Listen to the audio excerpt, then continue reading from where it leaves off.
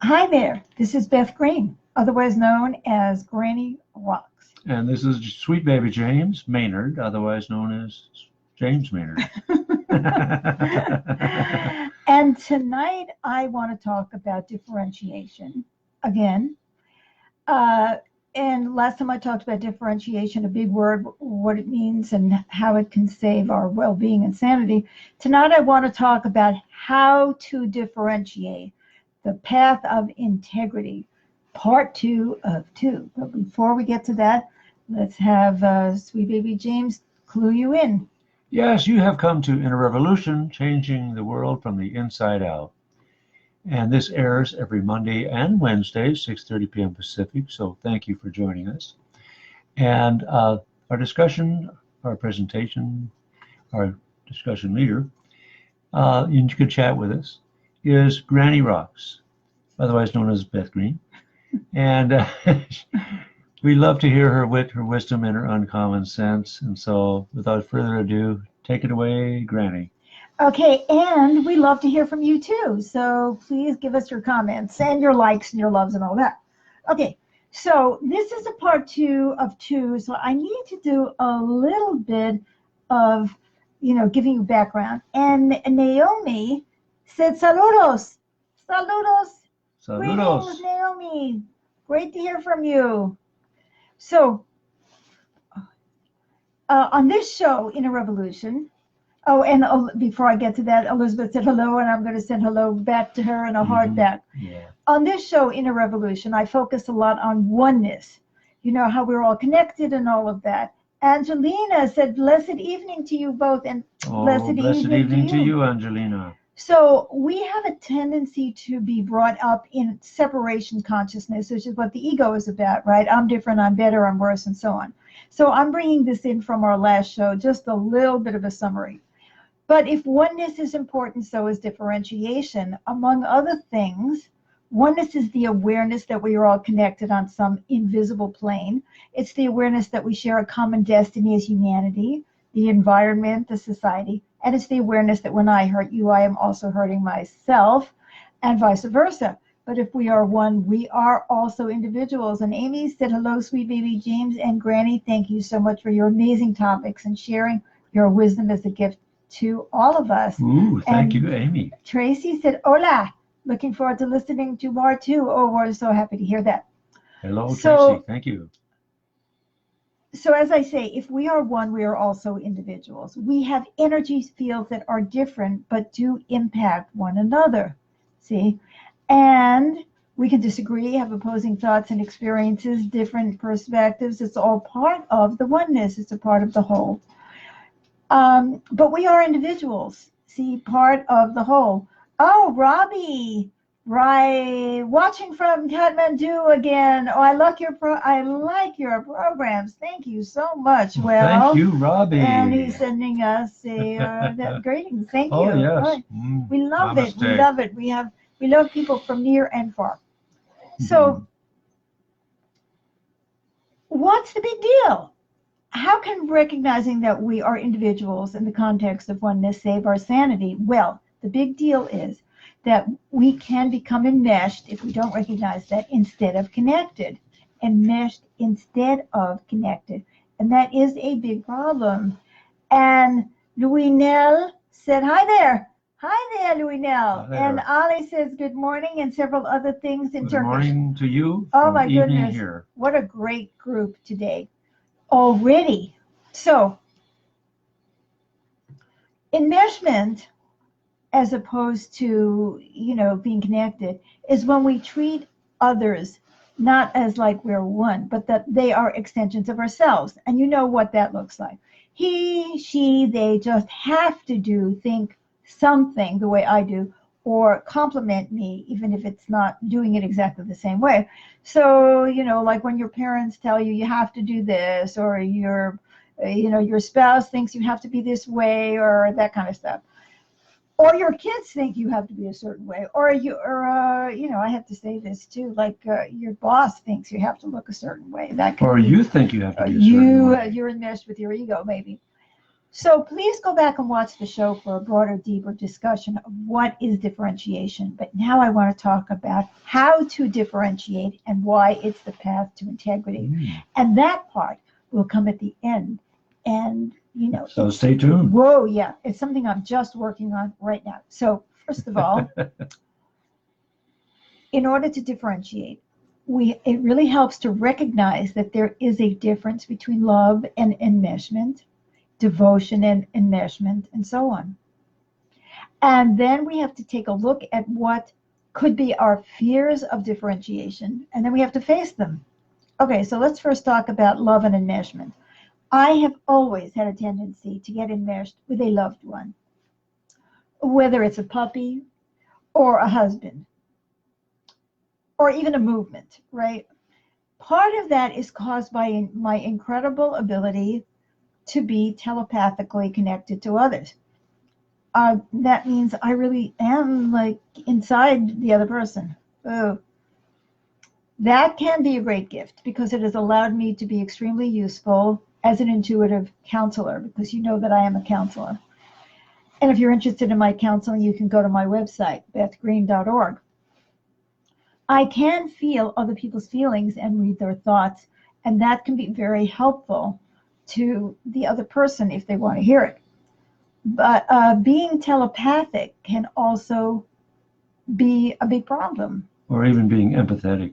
Yeah, especially if they don't want to hear what it is that they're thinking, and I picked it up. Okay, Todd says, hi, Beth and James. Hi, Todd. Hello, Todd. So, but being telepathic can also be a big problem in another way. If I am enmeshed with the other person, with my client, let's say, or someone else that I'm in a relationship with, and I have confronted them on something, they can become angry because I have confronted them. And then I will feel their anger or other type of reaction toward me and think the feelings are mine, or by just be blown away by them. For instance, you may be angry. I'm not angry, but I feel your anger and I think it's mine. That is not good. Also, if I am enmeshed and they are angry, I may start feeling disempowered without even knowing why. I might suddenly be having needless self-doubt or fear, and I don't even know that it's because the other person's angry with me or wants me to have self-doubt or fear. So how much tougher is it with a life partner or a child or even a very good friend if this is what would happen to me with a client? And it's not just about telepathy. Another reason I have tended to be enmeshed is emotional. And that brings us to point 2, the fears that keep me from differentiating. And I'll speak personally here. I have been desperately afraid of being alone in my life. And often the other person has the same fear. So we're two glommers, right? It's very natural that I would feel this way because I have been alone during most of my life, and I've been lonely, and I've also been physically incapacitated most of my life. So that's scary too. So my unconscious attention has focused on staying connected with my partner and trying to get them to stay connected with me. Isn't that love? No, that's enmeshment. And that's a recipe for disaster in so many ways, not least of which is the chronic anger that we both feel. I want him or her to be this way, or I feel off-center. He, she, they have the need for me to be that way, or they feel off-center. We both feel angry towards each other. We both feel like we can't move, and it's very tricky to coordinate. Isn't ice dancing that thing where they have to stay connected all the time? That's right. As opposed to, Karen says hi there and sends hi, Karen. Hearts, green hearts. And Christine says hi. Hello, Christine. Chrissy. Oh my goodness, it's so wonderful to see you all. So ice dancing is like that. You have to stay connected all the time. So that's tricky. You got to coordinate, right? If you don't coordinate, my God, somebody's going to have, a slice of the bottom of a skate in their leg. Anyway, we can both feel blocked by the other because we feel that we have to do what they want, or they feel that they have to do what we want, and we don't feel free. And we're angry at each other, and it's like, you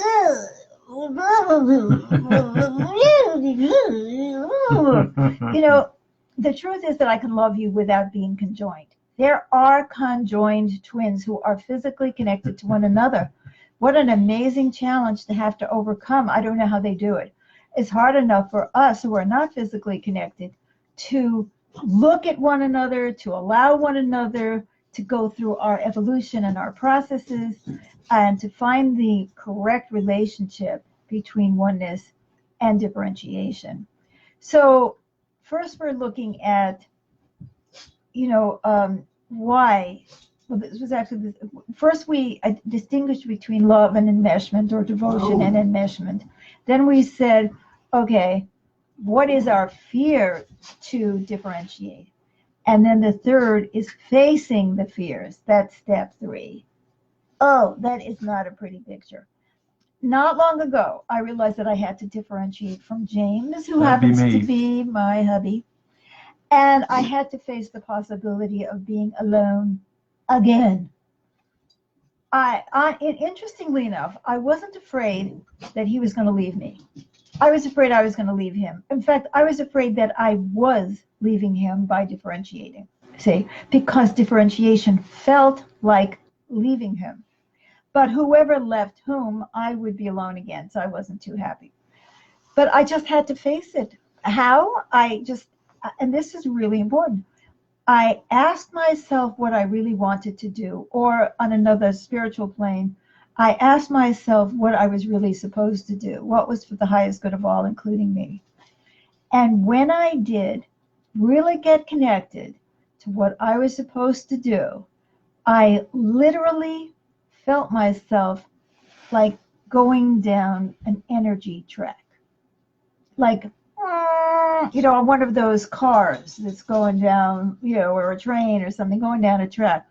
And I was going down that track, and I was going faster and faster and faster. It's like, oh my God, I'm not being encumbered, because I wasn't focused on his reaction, or whether he wanted to come along with me, or he was angry at me for doing what I was doing. I just felt so free. And now I want to tell you something, and he did too, by the way. A wise man once told me that if we have experienced love or connection as being joined at the hip, anything different will feel strange at first. He didn't use the words differentiation and oneness, but I really see it in this way. Differentiation, while being connected through love, may not even feel like love if we have been, enmeshed. And that's our socialization. And our parents are enmeshed with us, or we're enmeshed with each other, or we're enmeshed with our social groups and so on. So that's what happened to me. Now, I would add that our partner is probably enmeshed too. And they may not be ready, willing, or able to differentiate, which makes it harder. They're afraid of being alone too, or they may interpret it as being a rejection or something like that. Despite all this, when I confronted my fear, and I could feel myself energetically differentiating from James, here was the result. Ta-da! We're both more relaxed. True. I can see him more clearly. Good. I don't need him to change, at least not as much as I used to. On the other hand, if we're really on different tracks, I can evaluate whether or not I should be with him or he should be with me. But we're not so much like pulling each other. And we are both freed up to evolve in a way that is more in alignment with who we are. And so we are getting along better. Now, in addition to that, guys, I'm getting way more done. It's like I've been unleashed. This has happened to me before, where I was enmeshed in relationships with people and I couldn't get out of it. When I finally was able to let go, I was just like, I was able to move forward. But I hadn't done it with the James, because that was even more threatening, because I was going to lose the love and the hugs. Anyway. So, and one of the reasons that I'm getting more done is because I am not unconsciously undermining myself or trying to drag him along. because I would undermine myself in order to stay connected, or I would try to drag him along to stay connected. Now, the same thing has to happen with our social groups, political groups, religious groups, and so on. We have to get clear. We have to face the fact that we can love our faith or have a great history with it or love a movement or whatever, but we don't have to be enmeshed with it. Elizabeth said, yay, for differentiating and getting along better. Yes, thank you. Thank you, Elizabeth. So now, if it's a political group, for instance, we might have to say, do I really believe this? And we have to face the fear that we are going to be out, or that we're going to leave, and that we're going to be alone in the world. We're not going to have our sorority or our political group. Or that sense of belonging. The sense of belonging that we have is like so really cool. So now I want to share the pièce de résistance, the big thing that I was grappling with today. So lately, I am an inner revolutionary, and just the three major tenets of it, there's more than three, but is oneness, I should say oneness, accountability, and mutual support. And I really, really believe in those things. And I was looking at the political situation, and while nobody Here in the United States. In the United States, and I came to the conclusion that for me, the candidate who most embodies oneness, accountability, and mutual support is Bernie Sanders. Now, you may totally agree with that, or you may totally disagree with that. So if you are an inner revolutionary, you need to look at, who, if anybody, because sometimes there is nobody, actually is in alignment with your fundamental principles. And then I thought, holy, you know what? I think I need to endorse this guy. But I can't endorse him because I'm an inner revolutionary and I'm going to drive away all my followers. People love me. They may not love me. If they don't love Bernie, they may think he sucks.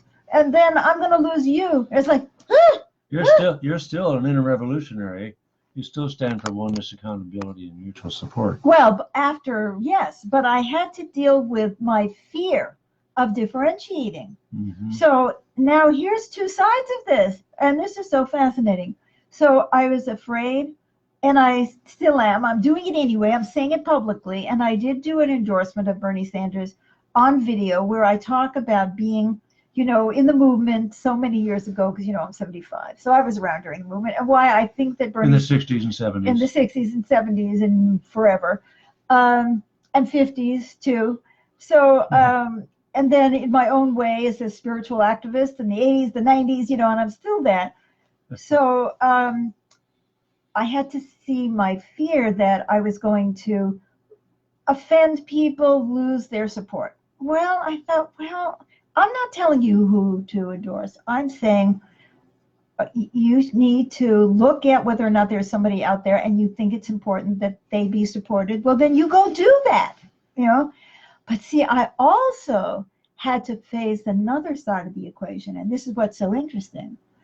I found myself getting swept up by the Bernie Sanders energy because all of a sudden there was a big group that I could belong to, and I wasn't out there by myself. Debbie says, hi, Beth and James. Hi, Debbie.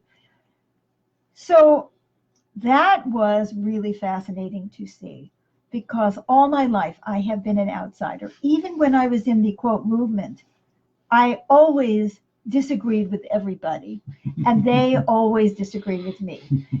I was a Marxist, and they weren't.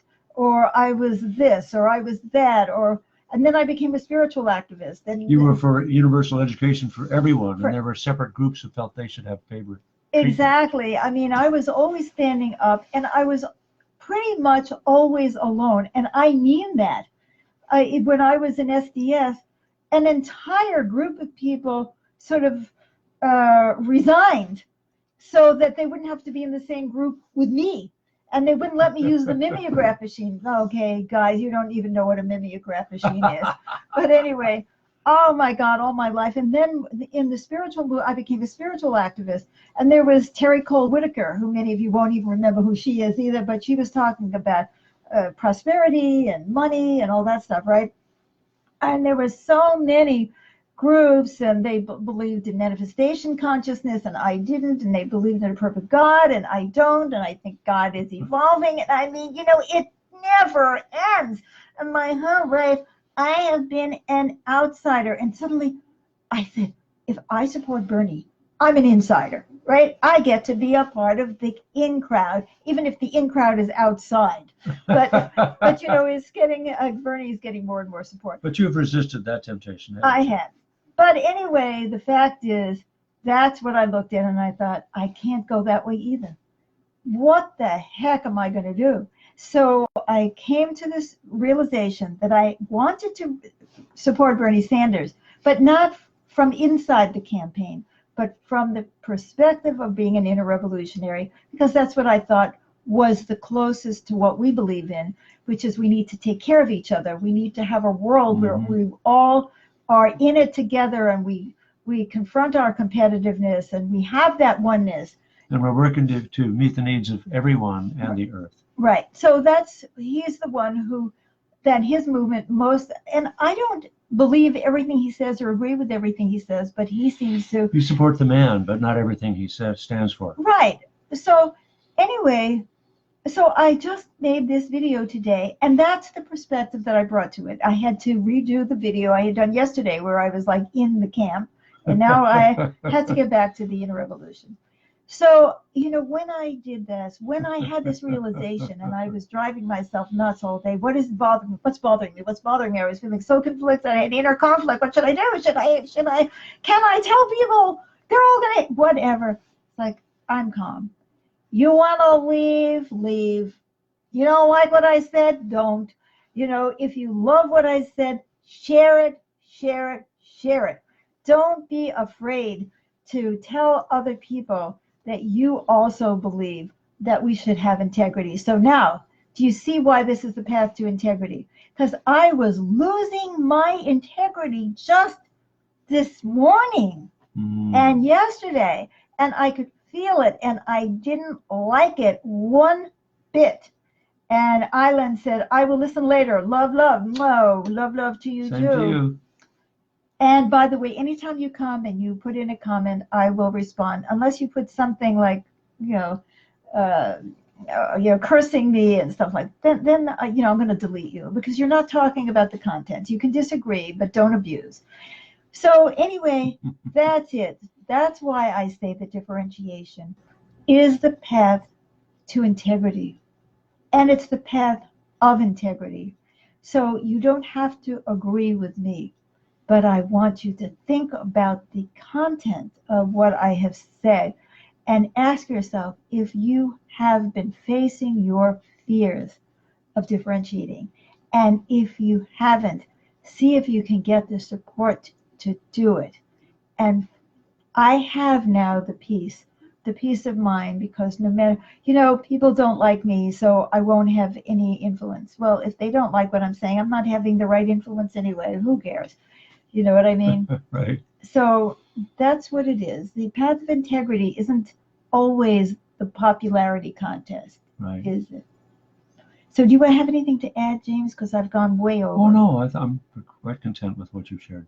Except that I would say that I, too, from an inner revolution perspective of oneness, accountability, and mutual support Bernie Sanders, because he's the closest to that, even though there's a lot more that could be encompassed. I mean, we support everybody for everybody's needs. Right. We don't want to just fight the 1%, because we believe the 1% are also humans and are part of the 100% of humanity that is suffering under the system that is hurting all of us.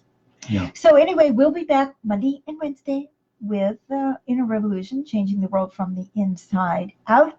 And tomorrow night, Yeah, I'll be playing the piano. Dreams and of Peace. Nobody hates me on Dreams of Peace, because I don't say anything much. But it's wonderful music. It makes me feel more whole. And they might hate my music, but at least, that all they have to do is hang up. So we love you. Thank you for your support. And I look forward to finding out what happens next. Yeah. Bye-bye. Bye-bye for now.